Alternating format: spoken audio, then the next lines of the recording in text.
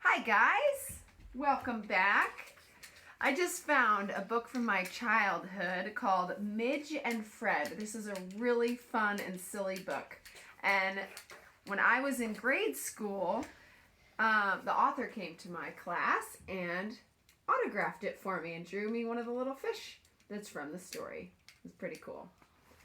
So this is called Midge and Fred, and it's by Brian Chattel. Lincoln, you want to come listen? Yes. Midge Biffle and her pet fish Fred were the best of friends. You want to sit on my lap? Okay. Every day they would play together and eat together and watch TV together. But their favorite thing to do together was to balance things on Fred's nose. With Midge cheering him on, Fred could balance anything. He could balance anything. He could balance it. One day, a strange car drove onto Midge's block, towing behind it a mysterious boxy shape on wheels. The driver got out and with one sharp jerk pulled the curtain off the box. I know it's going to be Shh. good. Spill the beans for the friends. Underneath was a gigantic glass fish tank, and inside the tank were strange and colorful fish. Pretty soon, some townfolk came down the street. Aha! Customers, the man snickered to himself, but they walked right on past with barely a glance.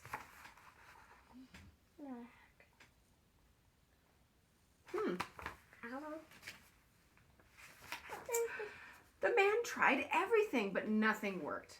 Hey, what's going on here? He growled, and he ran after them. There was Fred, balancing a box of cereal, a hammer, a pair of scissors, and a cookie jar. Wow, the man yelled. What a talented fish. With a fish like that, my aquarium would make millions. What aquarium? The one that he has on his car, on his trailer. When the crowd left, the man grabbed a ladder from his car and climbed up to Midge's window. Hey, what are you doing up here? Midge cried. Let me introduce myself, the man said, as he handed her a fancy card. I'm Mr. Blueberry, talent scout and proprietor of Blueberry's Traveling Aquarium. I need a fish like that for my show. Fred and Midge looked at each other in horror. Oh no, said Midge. Fred is my best friend, and Fred nodded in agreement. Not in agreement. I think I... Oh well, sighed Mr. Blueberry. I just thought I could teach Fred some real tricks. Oh yeah? Asked Midge. What sort of tricks? Well, I've traveled all over the world, and to me, a balancing fish isn't a balancing fish unless... Mama. And Mr. Blueberry... I have seen this book. Yep, spied a fruit peddler on the sidewalk below, unless it can balance a watermelon on its nose. Wow, said Midge, I've never seen Fred balance a watermelon before. Well then, replied Mr. Blueberry, I see I can help. Why don't you look for one now? While she was looking, Mr. Blueberry snatched Fred's fish bowl. Oh boy.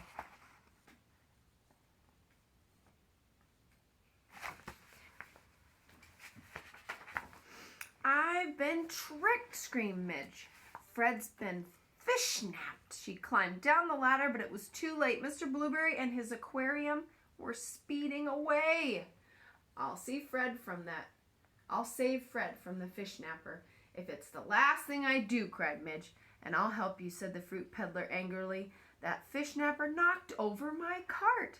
Just then they noticed a trail of water in the street, and at once they followed it.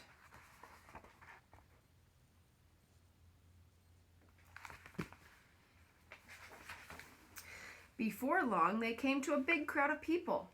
My fish is the greatest balancing fish in the 7 seas, Mr. Blueberry was announcing to the crowd, but the crowd was grumbling. We've seen a fish balance those things before. Hey, that's my fish, cried Midge angrily. She worked her way to the front of the crowd.